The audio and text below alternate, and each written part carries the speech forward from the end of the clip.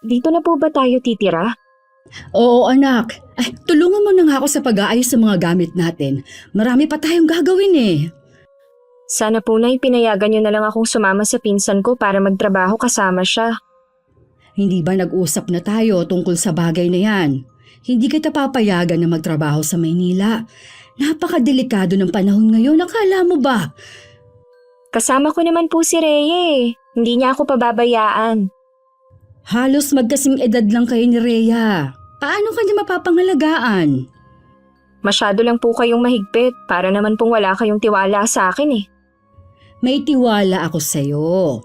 Wala lang akong tiwala sa lugar na pupuntahan nyo ng pinsan mo.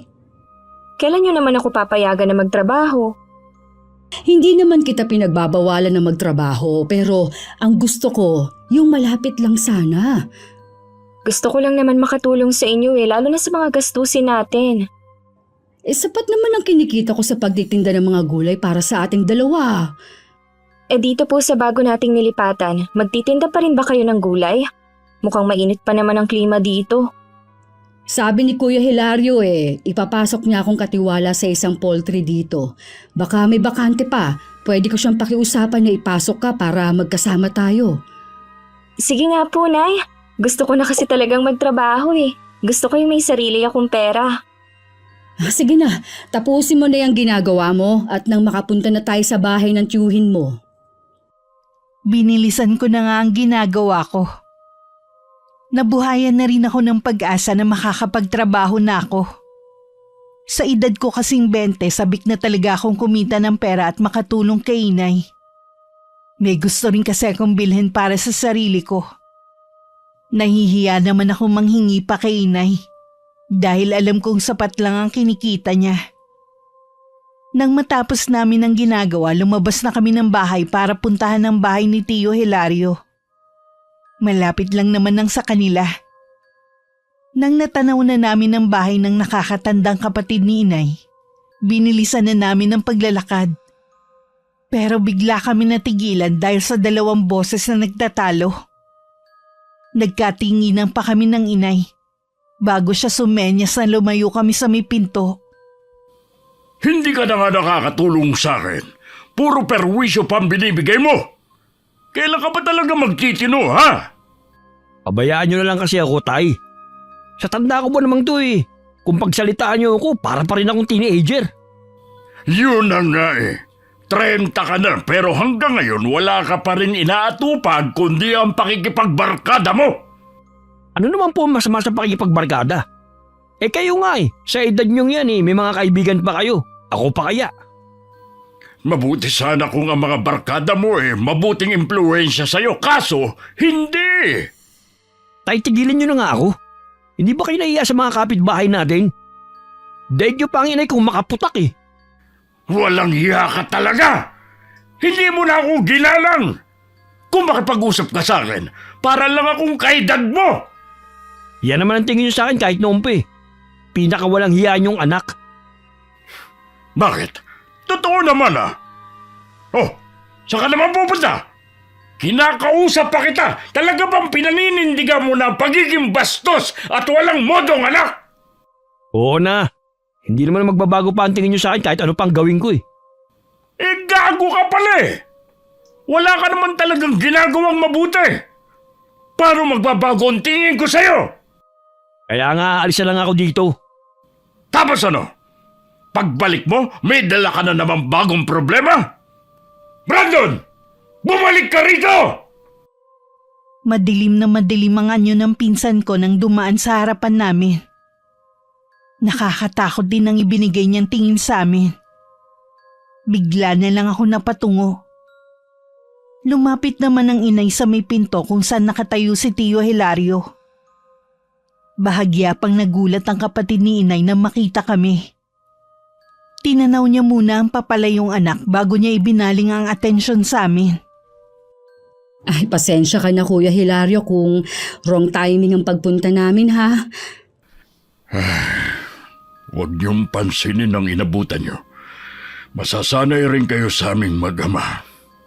Mukhang matindi ang pinag-awayan niyo ng anak mo. Ganun ba talagang sumagot si Brandon? Oh, Wala talagang preno ang bibig ng lalaking yun. Nasan nga pala ang asawa mong si Ate Edna? At yung mga anak nyo? May ilang buwan na rin na nasa anak namin si Edna na nakatira sa kabilang barangay. Doon ko muna pinatuloy mula nang atakihin sa puso ng dahil kay Brandon. Yung damuho lang na yun ang wala pang asawa sa 5 kong anak. Mukhang wala rin magkakamaling magkagusto sa kanya kung ganon ang pag-uugali. Kawawa lang ang babae sa kanya. Mabuti pang tumandang binata na lang siya. Pero malay mo kuya, baka magbago ang anak mo kapag nakapag-asawa. Malabo yung mangyari. Sagad hanggang buto ang pagkasutil ng lalaking yun. Sa bagay, ikaw ang mas higit na nakakakilala sa kanya. Sa buong pag-uusap ni na Inay at Tio Hilario, nakikinig lang ako sa kanila. Hindi ko rin maiwasang maawa sa tiyuhin ko. Sa pagkakatanda ko parang 65 pa lang siya. Pero mukha na siyang mas matanda sa tunay niyang edad. Marahil nga dahil sa sobrang konsumido sa anak niya. Lihim na lang ako napapailing.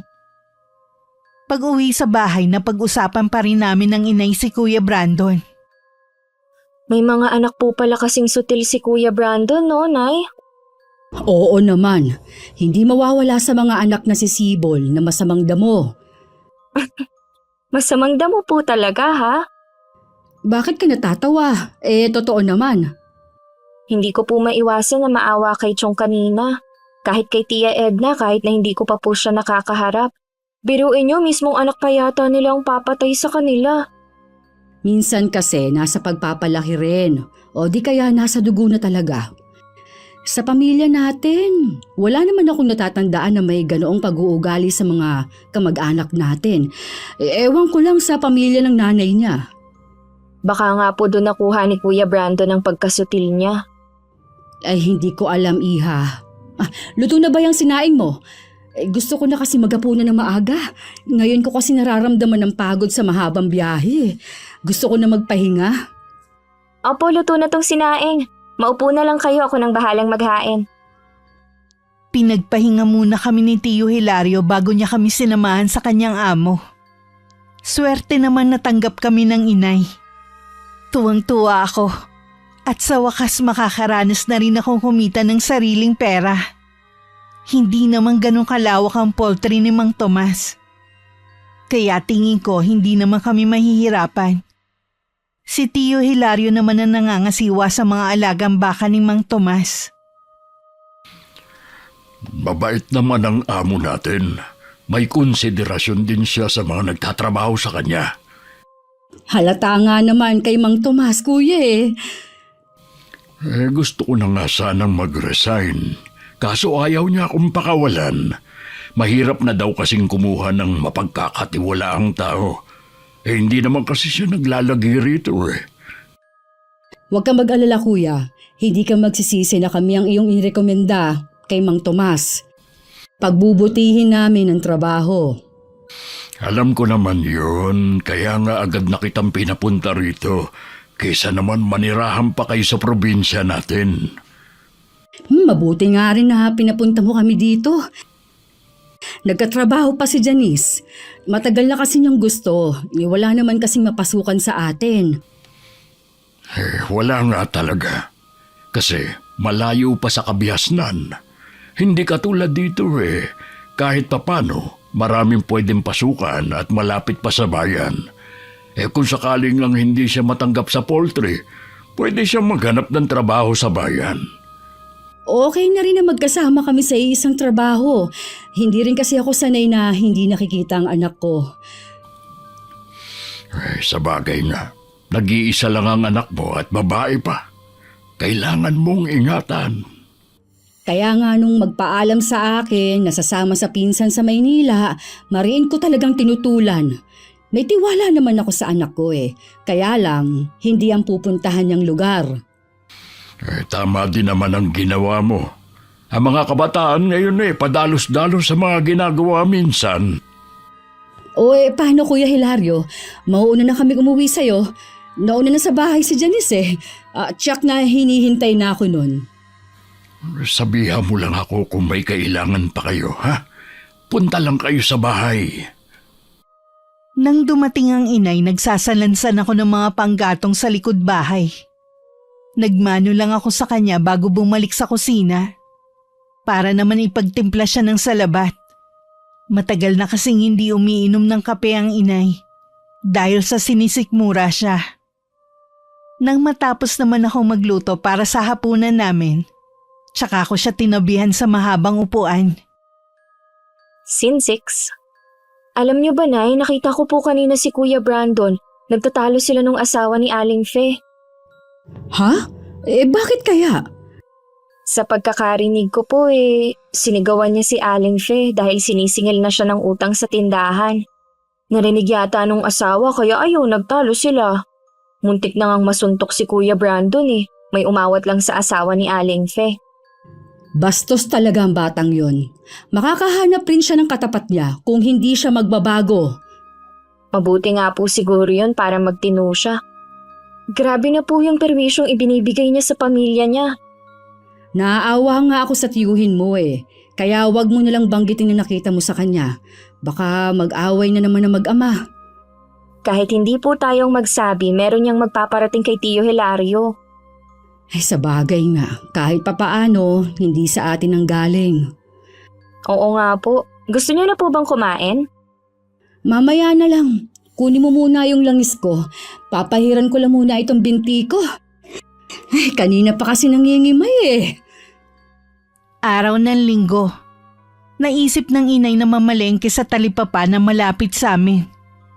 Dinamihan na niya ang pagluluto ng ulam para mabigyan na rin si Tio Hilario. Ako na lang ang nagdala sa bahay ng tiyuhin ko. Pagdating doon, nagtaka ako kung bakit saradong-sarado ang buong bahay. Aalis na sana ako nang maalala na hindi pala umaalis ng araw ng linggo ang tiyong. Bigla akong kinutuban ng hindi maganda.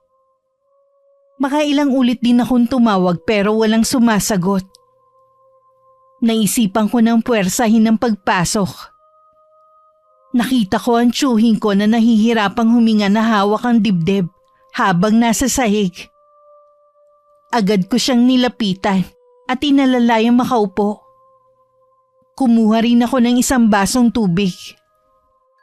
Ayos na po ba ang pakiramdam niyo, Chong? Oo, iya. Salamat at dumating ka. Kagabi pa kasi masama ang pakiramdam ko eh. Baka po kailangan niyo nang dalhin sa ospital. Ayos lang ako, iya. Nanggagamot pa ba ang inay mo? Paminsan-minsan na lang po, Chong. Tatawagin ko po siya para pumunta dito. Sandali lang po ako. Hindi na kailangan, nandito na ako. Nay! Buti dumating kayo. Nagtaka na kasi kung bakit hanggang ngayon hindi ka pa rin umuuwi. Kinutuban ako na baka may masamang nangyari. Si Tio Hilario kasi naabutan kong hirap sa paghinga. May sakit ka ba sa puso, kuya? Wala akong sakit sa puso. Ay, kagabi pa kasi masama ang pakiramdam ko eh. Pupuntahan ko sana kayo kanina sa inyo. Balak kong magpatingin sa iyo. Kaya nga lang talagang hindi na ako nakaalis pa ng bahay. Sige. Susuriin kong lagay mo. Nasaan nga pala si Brandon? Ewan ko sa lalaking yun kung nasaan na namang lupalop naroroon. Nung Biyernes pa hindi na uwi rito. Madalas bang manikip ang dibdib mo? Ngayon lang nangyari ito sa akin. Hindi naman kaya sa matinding pagod na rin? Yun din ang palagay ko eh. Tsaka, iwasan mong pag-iisip lagi. At saka yung magalit. Ay, hindi maiiwasan. Lalo't araw-araw na lang akong nakakatanggap ng reklamo sa mga ginagawa ni Brandon. Katulad kahapon, akong sinisingil nung may-ari ng bilyarang nasira ng barkada niya. Hayaan mo na siyang lumutas sa problema niya. Nasanay na kasing ikaw ang taga-ayos sa mga gusot niya eh. Nakakahiya naman kasi sa mga piniperwisyo niya. At saka, dito na sa bahay pumupunta. Ay, yun nga lang. Tsaka anak mo pa rin siya. Kahit ano man ang gawin niya, hindi mo rin matitiis. Nakaramdam tuloy ako ng inis kay Kuya Brandon ng mga sandaling yon. Hindi man lang kasi niya naisip na napakapalad niya sa pagkakaroon ng ama. Ako kasi bata pa lang namatay na ang aking ama. Puro na lang sa kwento ng inay ko siya nakilala. Hindi naman agad namin iniwan si Tio Hilario. Pinagluto na rin namin siya ng pagkain niya. Habang nag-uusap ang magkapatid sa silid, dumating naman bigla si Kuya Brandon. Naabutan niya akong nakaupo sa sala. Anong ginagawa mo rito? Hindi kasi namin maiwan ang tatay mo eh. Naabutan ko kasi siyang nahihirapan huminga kanina. Nasaan siya ngayon? Nasa kwarto, nag-uusap sila ng inay. Ayos na kaya ang lagay niya? Oo, ginamot na siya ng inay kanina. Wow! Hindi ko alam na doktor palang nanay mo. Isang albularyo si inay sa amin. Marami na siyang napagaling sa lugar namin. Sabi mo eh. May pagkain kaya sa kusina? Meron, nagluto na ako kanina. Ayos. Kanina pa ako nagugutom eh. Hindi mo man lang ba sisilipin muna ang itay mo bago ka kumain? Mamaya na. Makakapaghintay naman siya eh. Pero itong pagkalam ng sikmura ako, hindi na. Naiiling na lang ako na sinundan ko siya ng tingin habang papuntang kusina. Tumayo na lang ako at pumasok sa silid kung nasan sina inay at Tio Hilario. Sinabi kong dumating na si Kuya Brandon at kumakain sa kusina. Hindi naman maitago ang pagkadismaya sa mukha ni inay. Si Tio Hilario naman blanko lang ang ekspresyon ng mukha. Ilang sandali muna ang lumipas bago pumasok si Kuya Brandon. May sakit daw kayo. Bigla kasing nanikipan dibdib ko kanina. Buti dumating si Janice. Bakit nga pala ngayon ka lang umuwi? Akala ko hindi niyo mapapansin na wala ako dito sa bahay eh. Pwede ba yun? Dadalawa na nga lang tayo rito sa bahay. Huwag niyo sabihin na pagagalitan niyo na naman ako. Kararating ko nga lang eh. Nakikiusap ako sa'yo, iho. Mahina pa ang itay mo. Huwag mo muna siyang sagot-sagutin. Siya naman itong may problema eh. Minsan na nga lang ako magpakita dito sa bahay, pinapagalitan pa ako. Kaya lang yun ginagawa ng itay mo dahil sa pag-aalala sa'yo. Ibang klase rin naman kasi yung paraan niya ng pag-aalala eh. Huwag kang bastos! Lumabas ka rito sa kwarto ko! May sakit na nga kayo, ganyan pa rin kayo. Lumabas ka na muna, iho. Hayaan mo na lamang munang magpahinga ang tatay mo. Walang imik naman na lumabas ng silid si Kuya Brandon. Pinagsabihan naman ng inay ang tsuhing ko na maging kalmado lang. Bago kami umuwi, pinakain muna namin si Tio Hilario. Nag-aalangan ngang iwan ng inay ang kapatid niya. Kaso ayaw naman sumama sa bahay namin si Chong. Paglabas ng bahay, kausap ni Kuya Brandon ang 3 niyang barkada.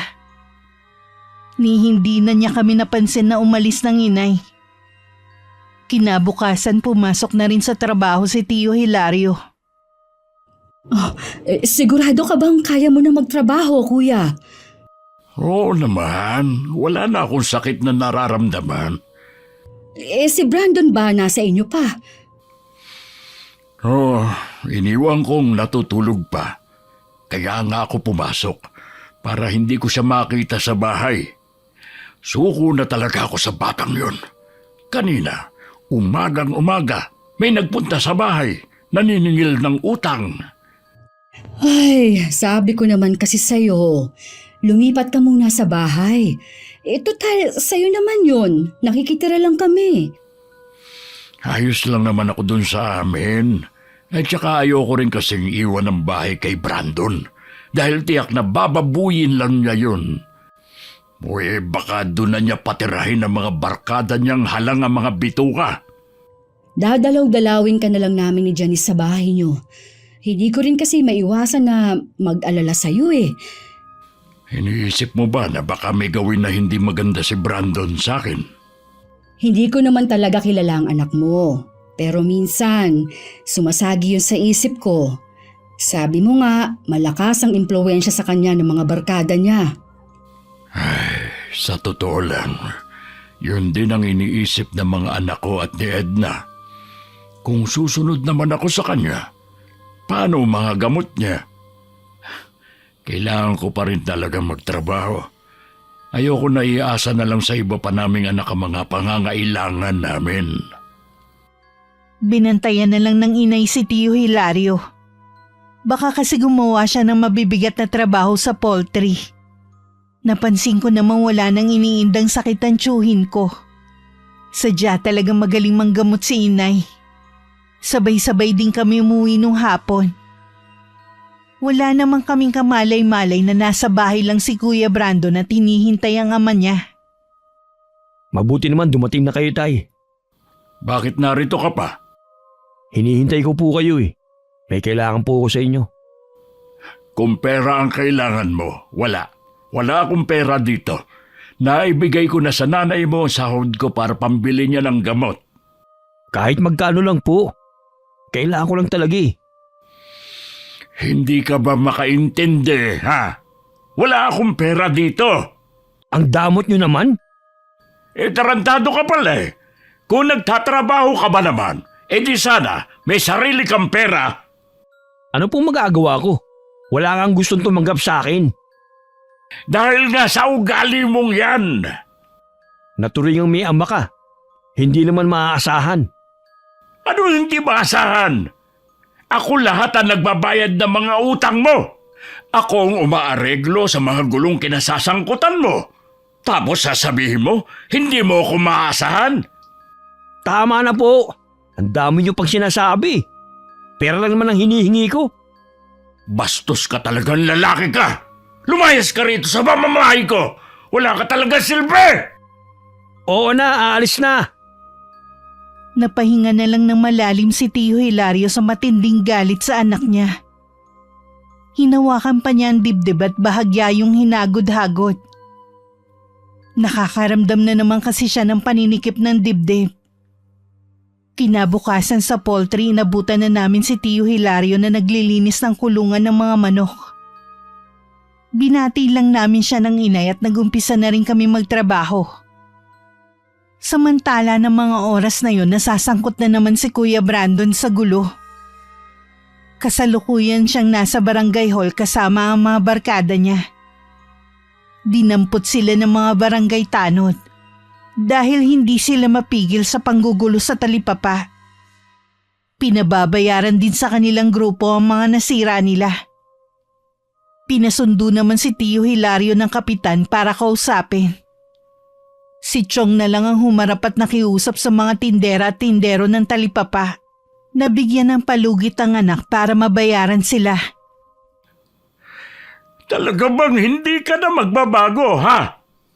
Hindi ko naman sinabing mangialam kayo sa akin eh. Paano hindi ako mangingialam? Pinatawag na ako ni Kapitan. Di sa kanya kayo magalit, wag sa akin. Bakit wala kayong kaimik-imik ng barkada mo kanina? Lahat kayo parang mga maamong tupa na nakatungo lang. Wag niyong bayaran ng mga nasira ko kung ayaw niyo. Talagang hindi ko babayaran. Sa tingin mo, may pagkukuhanan ako, ha? Nasaid na lahat ng ipong ko nang dahil sa'yo. Kahit kailan naman talaga, wala kang kwentang ama sa akin eh. Mabuti pa sa mga kapatid ko. Ibang trato mo sa kanila. Pagkatapos ng lahat ng sakripisyo ko sa'yo, ako pa palang walang kwentang ama sa'yo? Kung ikaw ba naman, ginagaya mo ang pagiging mabait at responsable ng mga kapatid mo, hindi sana mawawala ang amor ko sa'yo. Oo na, ako na ang pinakamasamang anak nyo. Sana nga lang, hindi na lang kayo naging ama ko.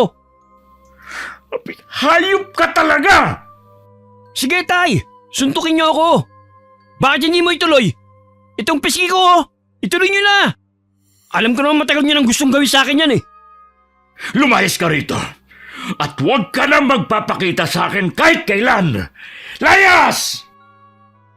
Nakarating sa amin ng inay ang ginawa ni Kuya Brandon.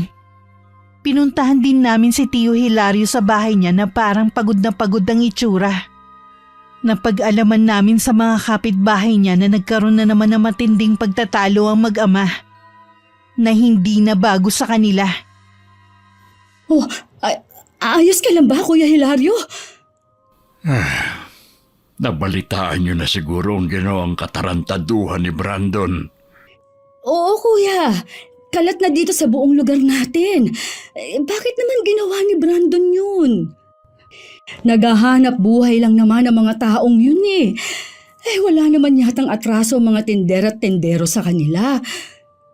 Hindi ko alam kung anong pumasok sa mga utak ng barkada niya para gawin yun sa mga taong yun. Sakit nga talaga siya sa ulo. Hindi na din kita masisisi kung nasagad ka na nga talaga. Hindi lang pasensya kong nasagad, Divina. Pati ang pagiging ama ko. Parang gusto ko na siyang itakwil. Patawarin ako ng Diyos sa pag-iisip ng ganitong bagay. Tao lang ako na nakakapag-isip ng hindi tama. Naiintindihan naman kita, Kuya. Nasaan na ba si Brando ngayon? Pinalayas ko na. Kapag bumalik ulit siya, palalayasin ko ulit. Huminahon ka muna, Kuya. Hayaan mo munang lumamig ang sitwasyon. Mula noon, hindi na talaga maganda ang ugali ng batang yun. Lagi siyang inirereklamo ng magulang ng mga kaklase niya. Halos linggo-linggo na lang kung pumunta sa eskwelahan ng nanay niya. Akala ko'y magbabago siya kapag tumanda na. Ayun pala, lalong lalala. Wala na akong masabi, Kuya, sa anak mo. Kapag kailangan mo ng tulong, nandito lang kami ni Janice. Gusto kong murahin si Kuya Brandon sa isip ko dahil sa mga pinaggagawa niya. Awang-awa naman ako sa ama niya na hindi na napigilan ng pagluha. Nang mga sumunod na araw, saksi kami nung pinuntahan ng mga naperwisyo ni Kuya Brandon ang tiyuhin ko. Siya ang sinisingil ng mga tindera-tindero ng talipapa sa mga nasirang gamit at paninda. Samantalang si Kuya Brandon ng mga sandaling yun, abala naman sa pakikipag-inuman sa mga kabarkada. Nang pauwi na, biglang sumulpot sa harapan niya si Neil, ang tindero ng isda sa talipapa. Kumusta ka na, pare? Ayos lang. Anong kailangan mo sa akin? Nakalimutan mo na ba? May utang kang dapat bayaran. Sinira mo ang paninda ko sa talipapa. Alam mong inutang ko lang ang pampuhunan ko doon. Hanggang ngayon, hindi pa rin ako nakakabayad sa taong inutangan ko. Wala akong babayad sa'yo. Kaya tumabi ka dyan sa daraanan ko. Ang lakas ng loob mo at ng mga kaibigan mo na manira ng kabuhayan ng ibang tao. Wala ka naman palang pambayad. Nakikilala mo ba kung sino ako, ha? Oo naman. Sakit ka ng ulo ng pamilya mo at ng mga taga rito. Alam mo naman pala kung sino ako eh. Dapat matakot ka sa pwede kong gawin sa'yo. Hindi naman ako nandito para maghanap ng gulo. Gusto lang kitang singilin. Wala akong pambabayad sa'yo. Kaya humingi ka na. Wala kang pambayad sa akin pero araw-araw kang umiinom. Kahit ubusin ko pa ang lahat ng alak sa mga tindahan dito, wala kang pakialam. Hindi kita titigilan hanggat hindi mo ko nababayaran. Sinabi ng... Hoy! Bumalik ka rito! Hindi pa ako tapos! Buisit. Mayabang din ang isang yun. Dahil lang naman dito sa amin. Dahil sa nangyari sa talipapa, tuluyan na yun pinasara. Kaya mahirap tuluyang bumili ng ulam. Kung sa bayan kami pupunta, mapapamahal naman kami sa pamasahe. Mabuti na lang naisipan ni Neil na maglako na lang ng isda sa mga bahay-bahay.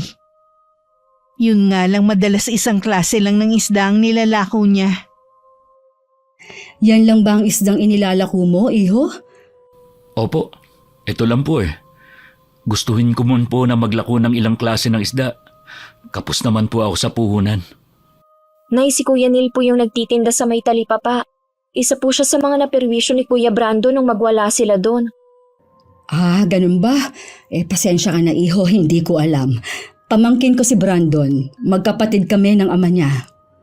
Naubos po kasi ang puhunan ko. Hindi pa nga ako nakakabayad sa taong inutangan ko. Kaya yung pinakamurang isda na lang muna ang inaalok ko ngayon. Masarap naman ang ganyang isda. Nakausap mo na ba ang pamangkin ko? Nagmamatigas po siyang bayaran ng mga nasira niya sa mga paninda ko. Sabi pa tatayin niya ang singiling ko. Wala namang kasalanan si Mang Hilario sa ginawa niya. Tsaka alam ko po, araw-araw na pinupuntahan ng ama niya ng mga kasama ko. Ayoko na makidagdag pa. Napakabuti mo naman, iho. Salamat at malawak ang pangunawa mo. Si Brandon po ang may atraso sa akin. Dapat lang na siyang singiling ko. Naku, malabo nang mabayaran ka ni Kuya Brandon. Wala ngang trabaho yun eh. Naku, napakwento na kami sa'yo. Pagbilhan mo nga ako ng 1 kilo. Sige po, ipapalinis niyo na rin po ba? Oo, sige. Naisip ko kung katulad lang ni Neil ang pinsan ko at mga kaibigan niya, siguro mas tahimik ang lugar namin. Mabilis naman nalinisan ang binili naming isda. Ako na lang din ang nagluto sa mga yun. Dahil 1 kilo, 2 klase ng luto ang ginawa ko. Habang kumakain kami ng inay, nabanggit niya muli si Neil. Alam mo ba kung saan nakatira yung sinil? Malapit po sa may simbahan ng bahay nila. Bakit po ninyo naitanong? Wala naman, naitanong ko lang. Para kasing ngayon ko lang siyang nakita sa lugar na ito. Dayo lang po sila ng pamilya niya dito. Mas nauna pa nga po tayo eh. Ganun ba? May pamilya na siya? Ibig sabihin, asawa at anak? Opo, minsan po kasama niya sa pagtitinda sa talipapa ang misis niya. Halos kasing edad lang niya si Brandon pero mas responsable siya.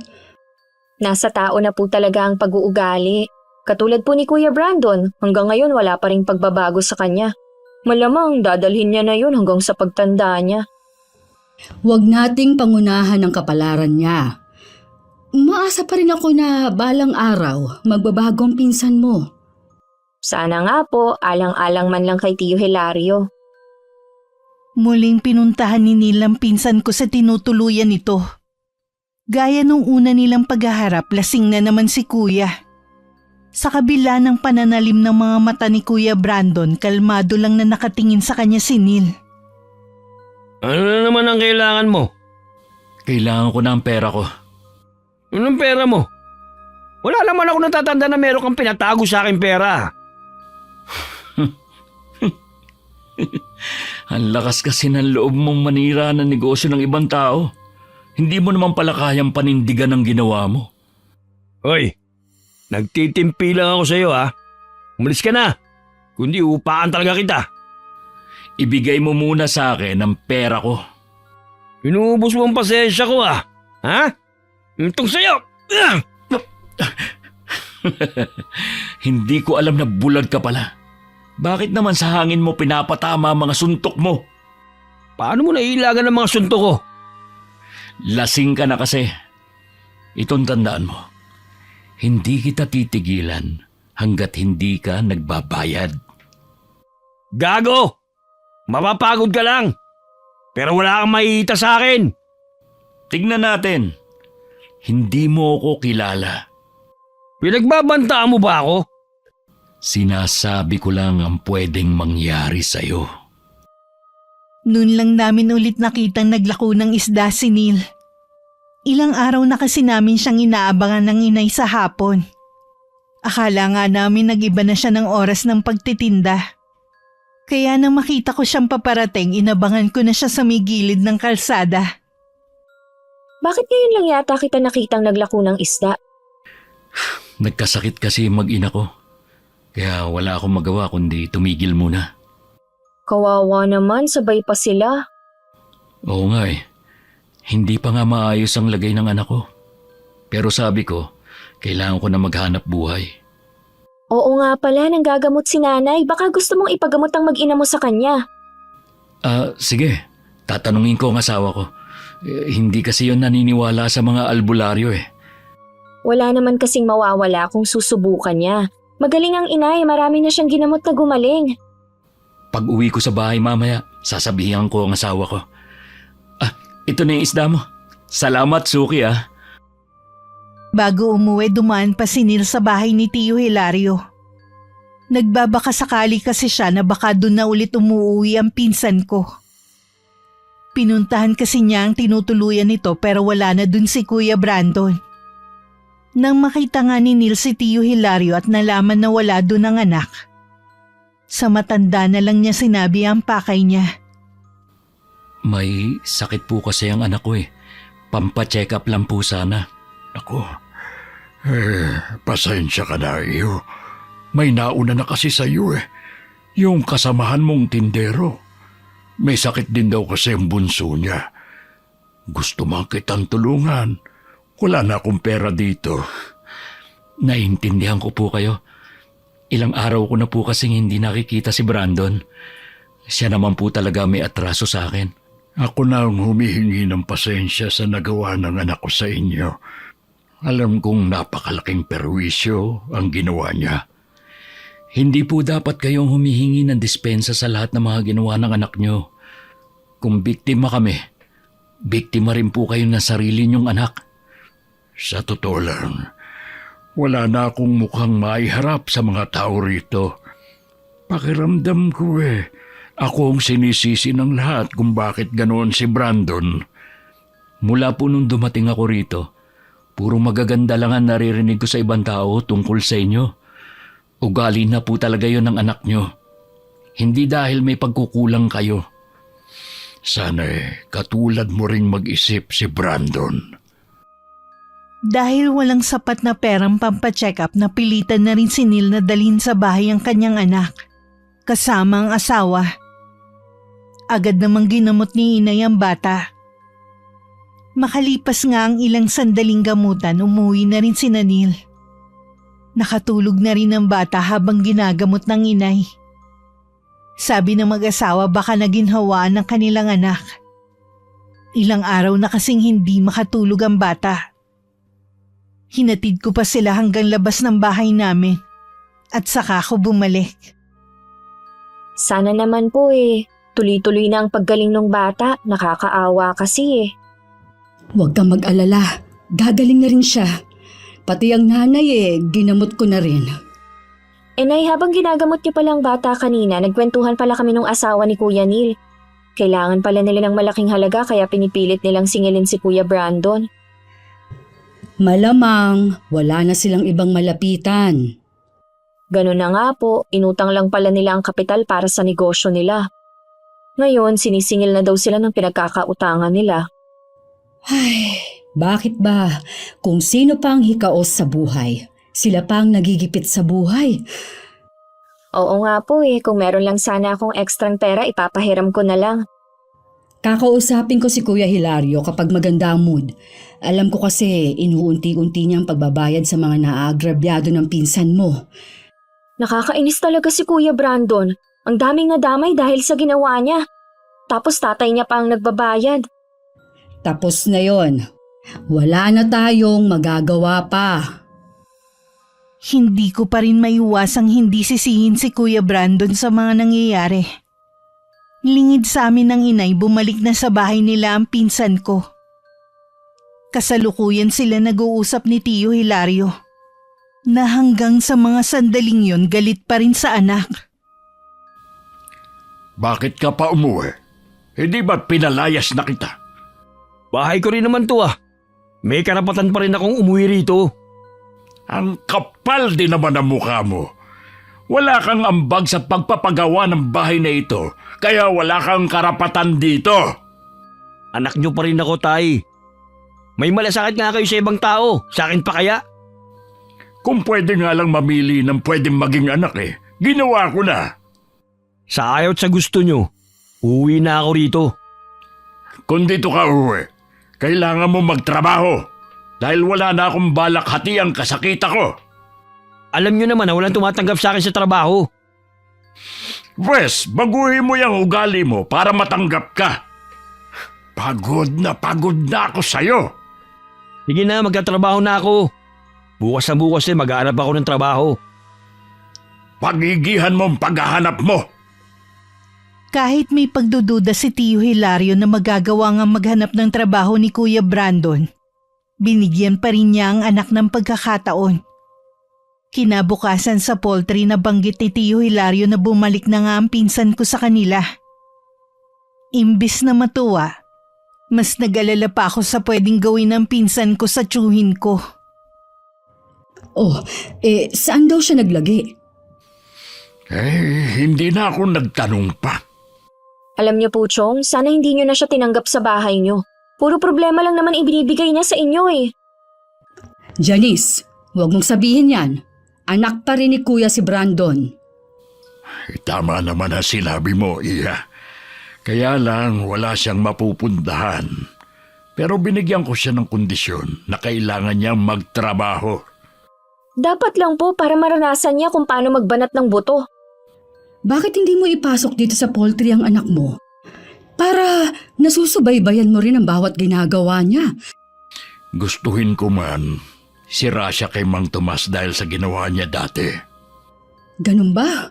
Wala pala siyang pagpipilian kundi maghanap ng trabaho sa sarili niyang paraan.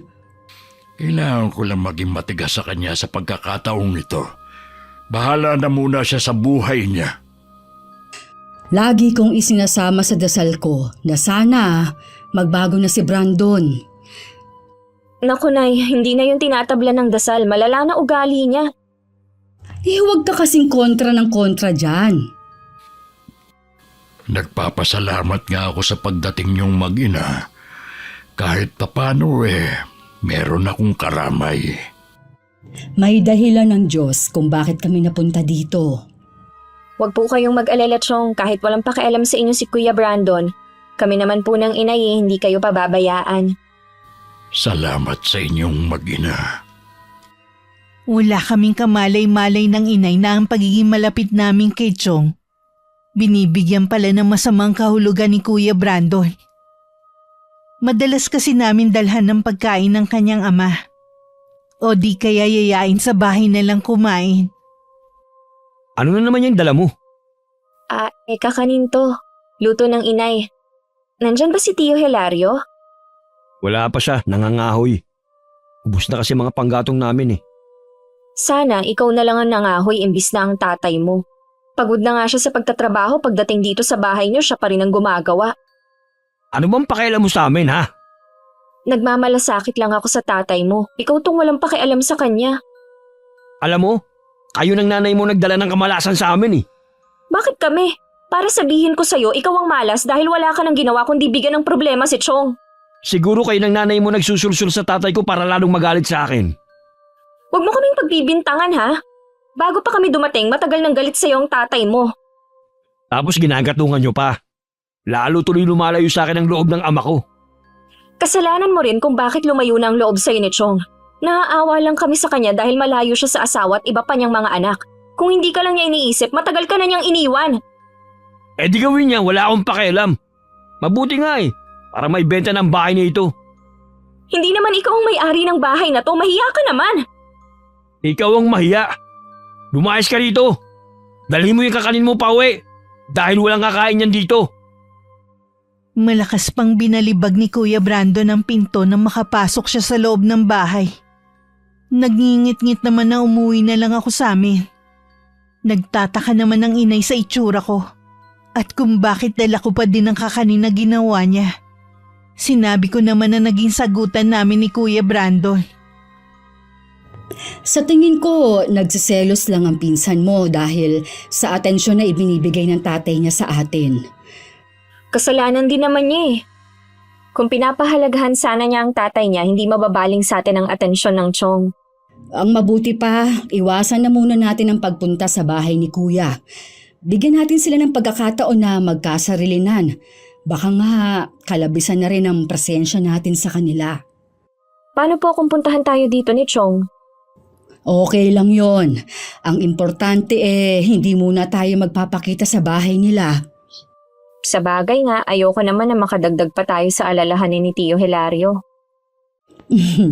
Alam ko naman na malawak ang pangunawa mo kahit bata ka pa. Ikaw na lang ang bahalang umunawa sa pinsan mo. Nang mga sandali ring yun, nagtatalo ang mag-ama.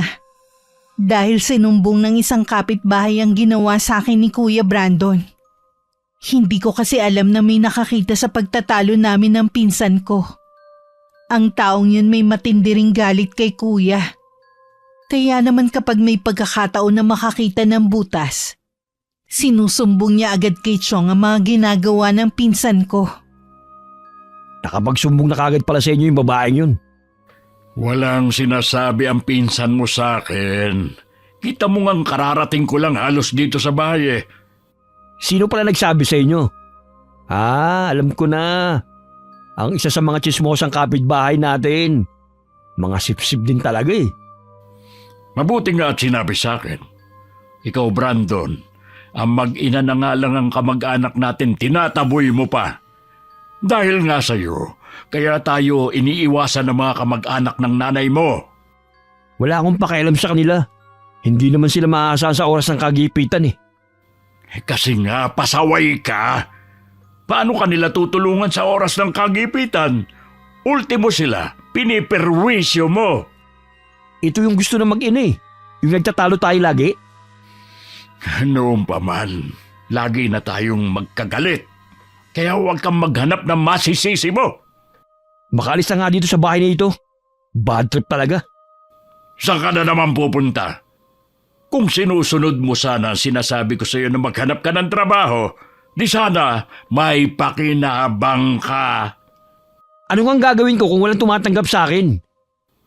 Dito ka lang kasi naghahanap sa atin. Alam mo naman na kilala na ang reputasyon mo dito. Sana sa ibang lugar ka maghanap ng trabaho. Huwag kayong mag-alala. Maghahanap talaga ako sa ibang lugar ng trabaho. Hindi nyo na ako makikita pa dito kahit na kailan. Naiiling na lang si Tio Hilario habang sinusundan ng papalayong tingin ng anak. Hindi akalain ng tiyuhin ko na tototohanin ni Kuya Brandon ang sinabi niya. Ilang araw na kasi siyang hindi umuuwi. Pinagtanong-tanong rin nga ni Tio Hilario kung may nakakita sa anak. Pero lahat sila iisa ang sinasabi. Ilang araw na rin hindi nakikita si Kuya Brandon. Maging sa tindahan na laging tinatambayan ng grupo niya. Sa bahay ni Tio Hilario, bigla na lang niya naisipang tingnan ng titulo ng lupang kinatitirikan ng bahay niya. Pero ganun na lang ang naramdaman niyang takot. Nang wala sa kinalalagyan nito ang titulo at iba pang papeles. Agad siyang kinutuban na kinuha yun ni Kuya Brandon. Huminahon ka lang, kuya. Baka mapano ka eh. Paano kung hihinahon? Ang sutil kong anak, ninakaw ang titulo ng bahay namin. Sigurado ka bang si Brandon ang kumuha? Ay, walang ibang kukuha nun kundi siya lang. Ang ibig ko sabihin, baka kung saan lang nakalagay yung titulo. Nasisiguro kong nandun lang yun nakalagay kasi ako nagtago. Sobra na talagang lalaking yun. Hindi ko siya mapapatawad. Oras na ibenta niya ang lupang yun. Sana naman huwag magkatotoong hinala mo, kuya. Ay, sana nga. Baka kung ano lang ang magawa ko sa kanya. Nang araw ding yun, pinuntahan ni Tio Hilario ang asawa sa kabilang barangay para ipaalam ang ginawa ng kanilang anak. Kahit ang mga kapatid ni Kuya Brandon dismayado sa ginawa niya. Maaga palang pinuntahan na ng asawa ni nilang inay sa bahay namin.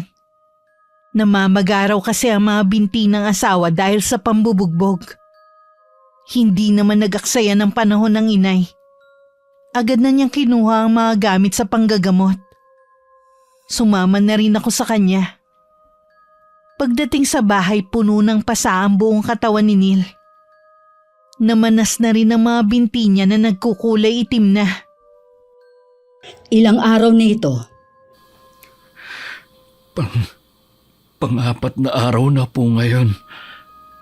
Bakit mo naman pinabayaan, iho? Sapat lang po kasi ang kita ko para sa aming pagkain. Kaya hindi kami makapunta sa doktor. Gagawin kong lahat para maisalba ang mga binti mo. Sa nakikita ko kasi, malala na ito. Nakikiusap po ako, Aling Divina. Tulungan niyo po ako. Ako lang po inaasahan ng pamilya ko eh. Gagawin ko ang lahat, kaya ikalma mo lang ang sarili mo. Kuya Neil, sino palang may gawa niyan sa'yo? Si Brandon. Si Brandon ang may gawa nito sa akin. Sabi ko na nga ba eh. Habang hawak ako sa magkabilang braso ng dalawa niyang kaibigan, pinubugbog niya ako. Hindi pa siya nakontento. Pinagpapalo niya ng bakal ang mga binti ko para daw hindi na ako makalabas ng bahay namin. Ano ba ang dahilan niya? Bakit niya ginawa sa'yo? Sinisingil ko na kasi siya sa utang niya. Narinig ko kasi na meron na siyang pera. Kahit pinsan ko pa siya, kung akong nasa kalagayan mo, isusumbong ko na siya sa pulis. Malaking abala lang yun sa amin. Isa pa, hindi naman papansinin na reklamo namin eh. Sana dumating ng karma ni Kuya Brandon nang maranasan niya ang hirap ng mga naging biktima niya. Janice! Huwag mo ngang hilingin ang kapahamakan ng kapwa mo. Hindi tama yon. Bakit, Nay? Tama ba yung ginawa niya kay Kuya Neil at sa iba pa? Tama bang nakawin niya ang titulo ng ama niya? Walang awa si Kuya Brandon kaya tama lang na maparusahan siya. Sana nga kung saan man siya naroroon ngayon, makahanap na siya ng katapat niya. Naiintindihan ko naman ang punto mo. Pero huwag mo namang sabihin ang bagay na yan. Hayaan mo na ang Diyos ang magparusa sa mga nagawa niyang kasalanan. Itinikom ko na lang ang bibig ko kahit parang sasabog na sa bigat ang dibdib ko. Ayoko kasi magtalo pa kami ng inay sa harapan ng ibang tao. Nang sulyapan ko si Neil, namimilipit siya sa sakit habang ginagamot siya ng inay. Ang asawa naman niya hindi mapigilan na mapaiyak. Pagkatapos gamutin ng inay ang mga binti ni Neil, nakaramdam naman siya ng ginhawa. Ilang beses pa nun bumalik ang inay para gamutin siya hanggang tuluyan siyang gumaling. Nakauwi na rin si Tio Hilario galing sa bahay ng anak. Hindi pa namin binabanggit ng inay sa kanya ang ginawa ni Kuya Brandon. Araw ng linggo habang nagsasampay ako ng mga damit na nilabhan ko, biglang dumating si Tio Hilario. Halata sa kanya ang bigat ng problema. Agad ko naman siyang pinapasok sa loob ng bahay. Mabuhay din kasi ang tayo niya. Tinawag ko na rin ang inay na nasa kusina. Galing sa bahay kanina yung taong pinagbentahan ng lupa at bahay ni Brandon. Ha? Ang bilis naman niya naibenta.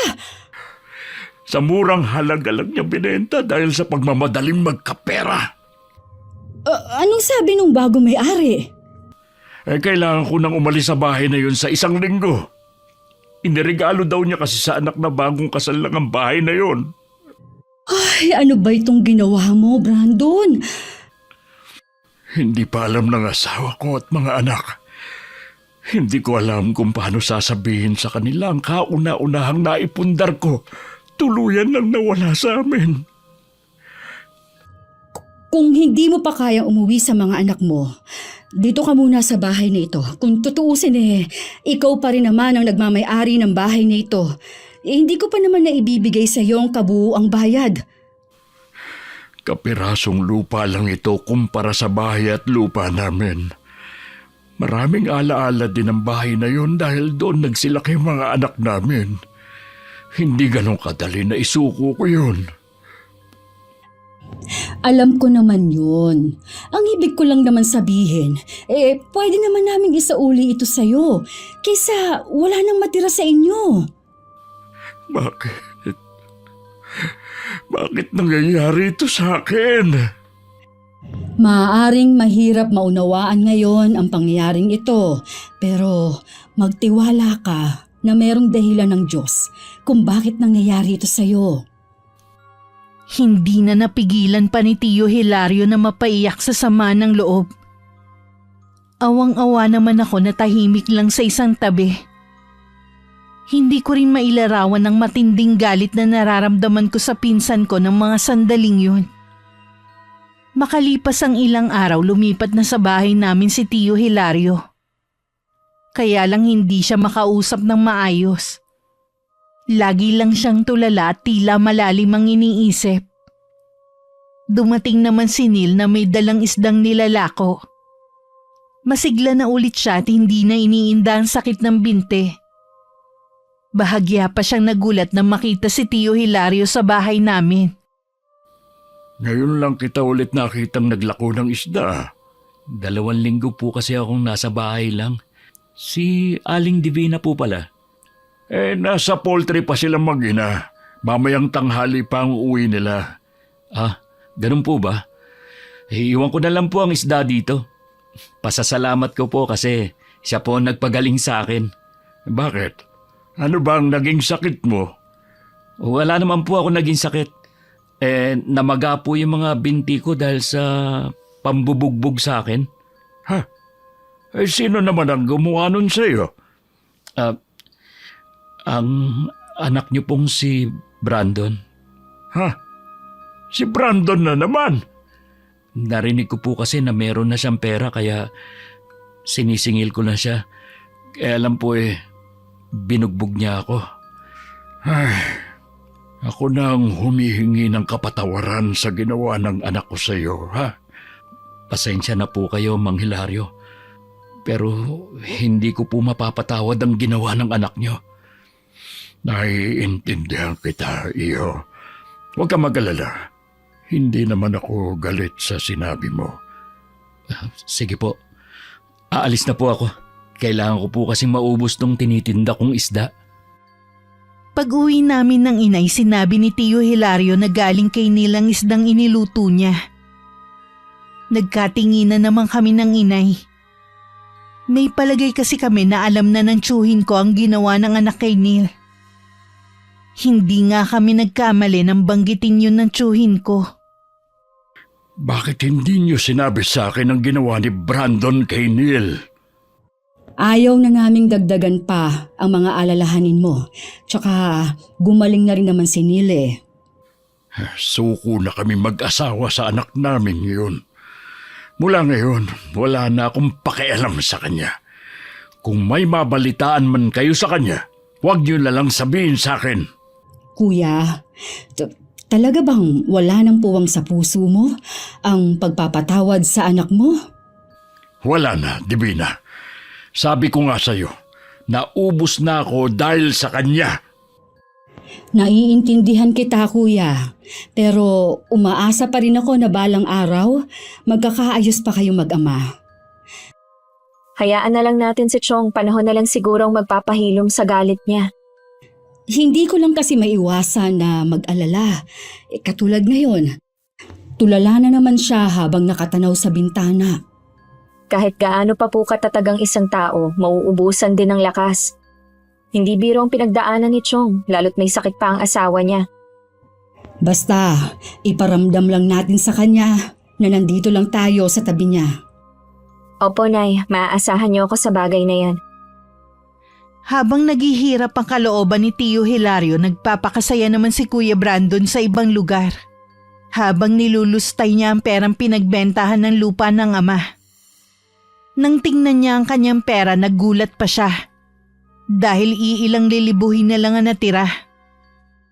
Ito na lang palang natitira sa pera ko. Hindi na ito magkakasa sa susunod na linggo. Kailangan makagawa ko ng paraan kung paano magkapera. Habang iniisip ni Kuya Brandon kung paano siya magkakapera na naman, nagpaplano na rin si Neil ng gagawin niyang paghihiganti sa pinsan ko. Kahit tutol ang kanyang asawa sa plano niya, itinuloy pa rin niya yun. Masyado na rin binalot ng galit ang kanyang puso. Gagamitin niya ang natutunan niya sa kanyang ama tungkol sa pambabarang. Hindi niya akalain na balang araw magagamit niya yun. Ipararanas ko rin sa iyo ang lahat ng hirap at sakit na naramdaman ko. Lintik lang ang walang ganti.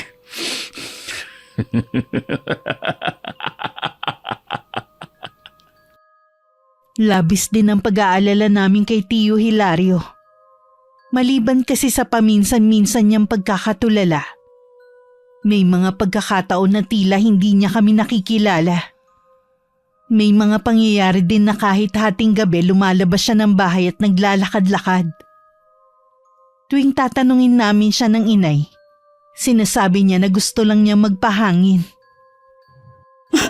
Nasaan ang Kuya Hilario? Natutulog po sa may duyan. Huwag po kayo mag-alala, hindi ko po siya inaalisan ng paningin ko. Ay, mabuti naman. Lagi na lang ako nag-aalala kay Kuya tuwing wala ako dito sa bahay. Ano kayang nangyayari kay Chong? Ay, hindi ko rin alam, Iha. Baka nakakaranas siya ng depresyon dahil sa mga pangyayari. Walang dapat sisihin sa nangyayari sa kanya kundi si Kuya Brandon. Nasaan na kayang walang kwenta niyang anak? Hanggat may pera siya, hindi yun magpapakita. Sana lang wag na siyang magpakita dahil oras na makita ko siya, makakatikim siya sa akin ng masasakit na salita. Kahit ako, nakakaramdam na rin ng galit sa lalaking yun tuwing nakikita ko si Kuya Hilario sa ganitong kalagayan. Wala po ba kayong planong sabihin sa mga anak ni Chong ang nangyayari sa ama nila? Bala kong pumunta sa 1 linggo sa kanila. Bantayan mo muna ang tiyuhin mo habang wala ako, ha? Habang lumilipas ang mga araw, napansin naming parang palala ng palala ang nangyayari kay Chong. May mga pagkakataon na rin kasi na para siyang nag-iisip bata. Minsan kasi pinaglalaruan na niya ang pagkain niya sa plato. Kuya, hindi tamang pinaglalaruan ng pagkain sa kamay. Lalayuan tayo ng grasya niyan. Pasensya ka na, Divina. Oo nga pala, papagalitan tayo ng itay. Ayaw nga pala nun na nag-aaksaya ng pagkain. Sabi niya mahalaga ang bawat butil. Naaalala mo pa pala mga pangaral sa atin ng itay noon. Oo naman, hindi ko na uulitin na maglaro ng kanin. Sa labas na lang ako maglalaro. Bakit tumayo ka na kaagad? Tapos ka na bang kumain? Maglalaro muna ako sa labas, ha? Di sige, huwag kang lalayo. Hindi naman talaga siya maglalaro na parang bata, kundi titingin lang sa malayo at mag-iisip na naman. Inay, awang-awa na po ako kay Chong. Ay, alam ko naman. Kahit ako, araw-araw nadudurog ang puso ko sa nakikita kong kalagayan ni Kuya Hilario. Maagang umalis ang inay. Kami lang ni Tio Hilario ang nasa bahay ng mga oras na yon. Tahimik lang naman ang tiyuhin ko habang nasa duyan. Mabuti na lang nabawasan na yung paglalakad-lakad niya nang hindi namin nalalaman. Delikado naman kasi yon. At baka masagasaan pa siya sa kalsada.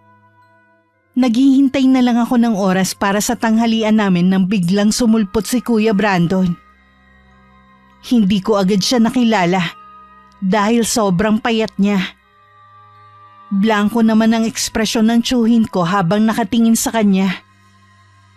Anong ginagawa mo dito? May nakapagsabi kasi sa akin na nandito raw ang itay. Saan pa kaya pupunta ang itay mo pagkatapos mong ibenta ang bahay niyo na hindi niya alam? Akala ko kasi umuwi siya sa mga kapatid ko eh. Ngayong alam mo na, pwede ka nang umalis. Teka lang naman. Kakausapin ko pa nga ang itay eh.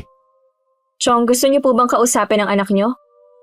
Kita mo? Umiiling siya. Ibig sabihin, ayaw kanyang kausapin. Tay, alam ko na galit kayo sa ginawa ko.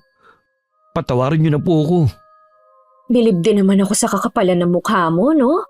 Pagkatapos sa mga ginawa mo, may gana ka pa talagang magpakita dito.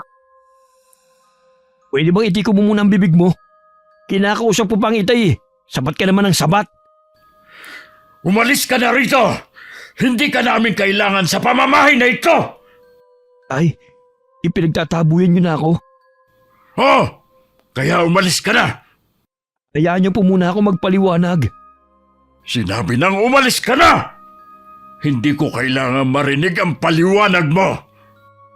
Sige po, aalis na ako. Pero babalik ako rito. Nang makaalis si Kuya Brandon, isinara ko ang pinto. Baka kasi bigla na naman siyang sumulpot sa bahay.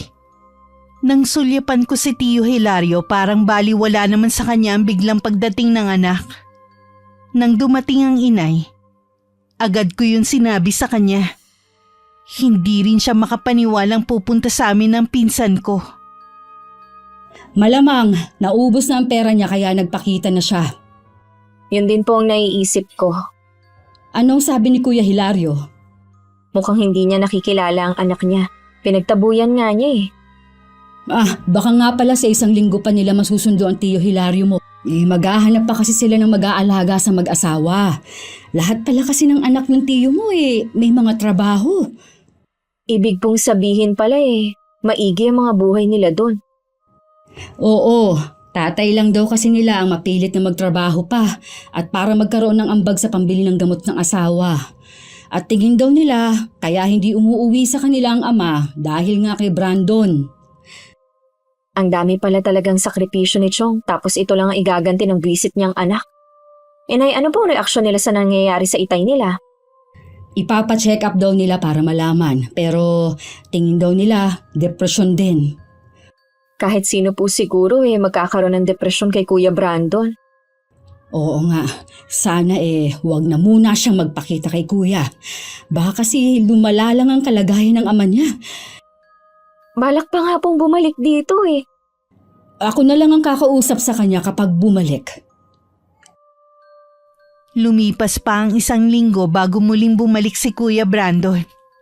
Kung payat siya nung una kong nakita, mas lalong bumagsak ang katawan niya ngayon. Kita na kasi ang mga buto niya sa leeg. At nanlalalim din ang mga mata na parang hindi na natutulog sa gabi. Tila hindi rin siya naliligo ng ilang araw. Dahil madumi na ang suot na damit at pantalon. Tahimik lang akong naupo sa tabi ni Tio Hilario. At si Inay naman ang humarap sa kanya. Chang, gusto ko sana makausap ang itay. Sa akin mo na lang sabihin ang gusto mong iparating sa kanya. Hindi kasi maganda ang lagay ng ama mo ngayon. May sakit po bang itay? Wala naman. Kaya lang tingin ko ay nakakaranas siya ng depresyon dahil sa sunod-sunod na problemang kinakaharap niya. Ganun po ba? Dito na po ba siya titira? Pansamantala, habang hindi pa siya kinukuha ng mga kapatid mo. Kasi po, kung nasa ng itay, dapat nandun din ako. Ano? Gusto mo tumira dito sa amin? Huwag ka munang sumabat, Iha. Hayaan mo muna kaming mag-usap. Sige po, Nay, pasensya na. Iho, saan ka ba naglagay ng mga panahong may pera ka? Bakit hindi mo ginamit yung pinagbentahan ng bahay sa maayos? Mabilis lang po kasi ang pera Tsaka, hindi naman po malaki ang perang nakuha ko. Dahil doon, sobrang nag-isip ang tatay mo. Masyado niyang dinibdib ang bagay na yon. Lagi lang siyang tulala at malayo ang tingin. Pasensya na po. Hindi ko naman gusto mangyari yun sa kanya Pasensya ka na rin, Iho. Pero hindi ka namin pwedeng tanggapin sa bahay na ito. Hindi niyo po ako pwedeng paalisin dito. Pag-aari ng tatay kong bahay na ito. May katibayan ka ba? Ha? Wala. Pero hindi ko kailangan patunayan. Alam mong pag-aari ito ng aking ama. Pues, hanggat wala kang naipapakitang katibayan, hindi ka pwedeng tumira dito. Tay, magsalita naman kayo. Huwag lang kayong tumunganga dyan. Sabi ko na sa'yo, hindi maganda ang lagay ng itay mo dahil na rin yun sa'yo. Tay, kausapin niyo naman ako. Ipagtanggol niyo ako. Wala akong ibang pupuntahan. Kailangan ko kayo, Tay. Ano ba? Wag mo nga siyang hawakan. Huwag kang mangialam dito, ha? Brandon, kapag hindi ka umalis, tatawag ako ng mga kalalakihan para kaladkarin ka palabas ng bahay namin. Kayo talagang mag-ina ang malas sa buhay ko. Mula nang dumating kayo, lumayo na ang loob sa akin ng itay ko. Mawala na sana kayo mag-ina habang buhay. Kasing bulok talaga ng pagkatao mo yung lumalabas sa bibig mo. Oras na karmahin ka. Kahit kailan, wag na wag kang lalapit sa amin para humingi ng tulong. May mga kapitbahay kami na tinawag ng inay para palabasin sa bahay namin si Kuya Brandon. Sa mga nangyari parang wala lang naman kay Tio Hilario. Nakatingin lang siya habang inilalayo ng 3 kalalakihan ng anak niya. Akala namin ng inay palilipasin muna ni Kuya Brandon ng ilang araw bago bumalik. Baka ng mga panahon na yun nasundo na si Tio Hilario ng mga anak. Ngunit kinabukasan din bumalik ulit siya. Labis kami nawindang ng inay sa itsura niya nang humarap sa amin. Anong nangyari sa'yo? Bakit puno ka ng sugat sa buong katawan? Chang, tulungan niyo po ako. Nagmamakaawa po ako sa inyo. Naku Nay, paalisin niyo na siya dito. Hindi niyo ba nakikita? Inuuod ang mga sugat niya. Baka mahawa pa tayo ng sakit na meron siya. Wala na po talaga akong malapitan kundi kayo. Umalis ka dito sa pamamahay namin. Nakakadiri ka, buhay ka pa, naaagnas na yung katawang lupa mo. Janice! Hayaan mo na lang akong makipag-usap sa kanya. Kapag tinanggap niyo siya dito, aalis ako. Janice! Bumalik ka dito! Ay! Ikaw naman, Brandon. Hindi ka pwede dito. Pero pansamantala, doon ka muna sa dating kamalig sa likod ng bahay na to. Pupuntahan na lang kita para gamutin. Hinatid pa ng inay si Kuya Brandon sa lumang kamalig. Dinalhan din ng inay ng banigang pinsan ko at pinakain din bago iniwan. Hindi naman ako makapaniwala sa ginawang yun ng inay. Pagkatapos kasi ng lahat ng ginawa ni Kuya Brandon, tutulungan pa talaga niya. Pansamantala lang naman, Iha, habang hindi pa siya gumagaling. Paano kung hindi na siya umalis? Ako ang bahala. Hindi rin ako papayag na dumito siya. Kinakarma na nga siya sa mga pinagagagawa niya. Tingin ko mayroong bumabarang sa pinsan mo. Kapag hindi ko siya naagapan, yun na ang ikamamatay niya. Sino naman ang gagawa nun sa kanya? Sa dami ng nagawa niya ng atraso, nahirap nang malaman kung sino. Pupuntahan ko muna ang pinsan mo para gamutin. Sasamahan ko na po kayo. Nang mga oras na yun kausap ni Tio Hilario ang pinsan ko. Hindi kami agad pumasok sa loob. Nakinig muna kami ng inay sa pag-uusap ng mag-ama. Bukas kasi ng umaga susunduin na ang tiyuhin ko ng isa sa mga anak niya. Marahil gusto lang niya makausap ang anak bago umalis. Patawarin niyo po ako tayo sa mga nagawa kong kasalanan sa inyo. Noon pa kita pinatawad, anak. Ang gusto ko lang, ayusin mo ang sarili mong buhay. Gaya ng sinasabi ko sa iyo noon. Hindi habang buhay, lagi akong nasa tabi mo para alalayan ka. Alam ko na po ngayon kung paano walang karamay. Binaliwala ko kayo't paulit-ulit na binastos. Ngayon, hindi niyo na ako matutulungan pa. Gagamutin ka ng Tia Divina mo. Kapag gumaling ka, huwag mo nang sasayangin ang pagkakataon na ipinagkaloob sa iyo. Opo, tay. Magbabago na po ako. Huwag niyo lang po akong iwan. Hindi kita iiwan. Narito lang ako sa tabi mo. Lagi kong ipagdarasal na gumaling ka agad. Kuya, kailangan mo na magpahinga. Janice, samahan mo ang Tio Hilario mo. Tay, Magtiwala ka lang sa Tia Divina mo. Hindi ka niya pababayaan. Kailangan nating malaman kung sino may gawa nito sa'yo. hindi ko po kayo maintindihan, Chang. Hindi sakit ang dumapo sa'yo, kundi isang sumpa. May isang tao ang may matinding galit sa'yo, kaya kanya binabarang ngayon. Barang? Hindi to totoo. Chang, ayoko pa pong mamatay. Chang, tulungan mo ako. Huminahon ka lang. Tutulungan kita sa abot ng aking makakaya. Salamat po. Habang tumatagal, patindi ng patindi ang sakit sa mga binti ko. Parang dinudurog. Ay, patingin nga. Mahabaging langit. Ay, nabubulok na ang mga binti mo. Nilalabasan na rin to ng mga insekto. Chang, tulungan mo ako. Oo, iho. Nahimatay siya sa matinding sakit na nararamdaman niya. Alam ko na rin naman kung sino may gawa nito. Kailangan ko siyang puntahan bago mahuli ang lahat. Pinuntahan ni inay ang bahay ni Neil. Nung una ayaw siyang harapin ng lalaki. Sinabi lang ng inay na alam niyang binabarang ni Neil ang pamangkin. Kung hindi niya haharapin ng inay ko, hindi niya magugustuhan ang gagawin niya. Kaya naman napilitan na rin lumabas ang lalaki. Hindi rin siya makatingin ng diretso.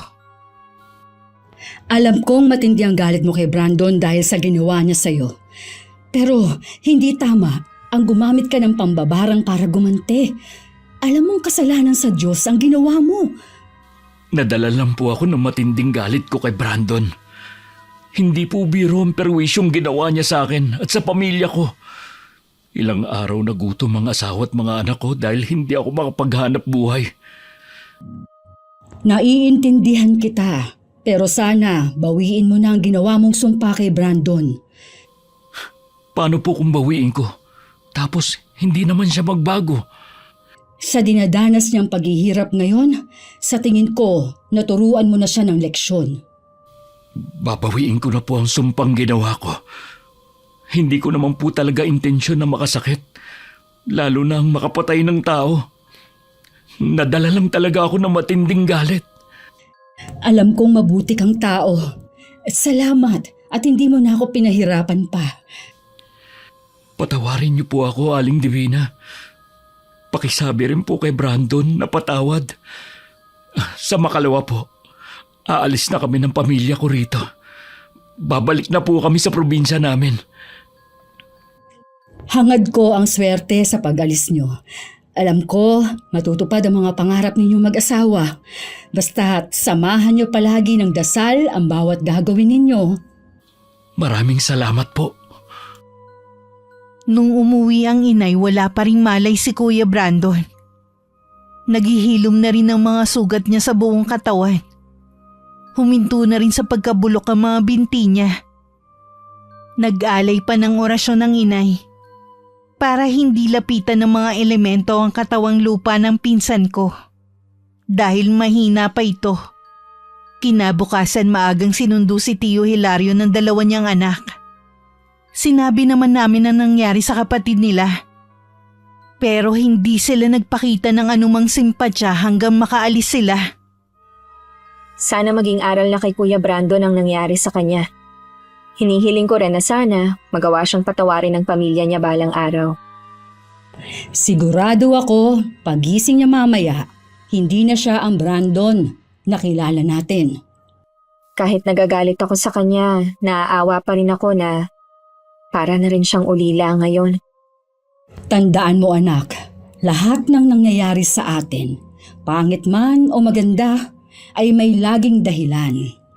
Ang importante sa lahat, laging tumawag sa Panginoon sa lahat ng oras na nalilito ka at hindi alam ang gagawin.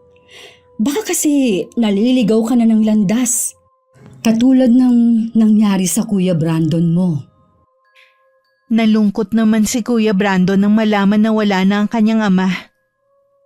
Dahil tingin naman namin nagbago na siya, pinayagan na rin siya ng inay na manatili sa kamalig. Nang mga sumunod na araw, nabalitaan namin ng inay na may trabaho na si Kuya Brandon.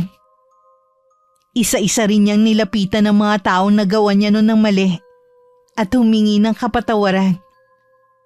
Isa ako sa mga buhay na saksi na kahit gaano pa kasama ang isang tao, kapag pinili magbago ay walang imposible. Basta samahan ng mataimtim na dasal. Wakas.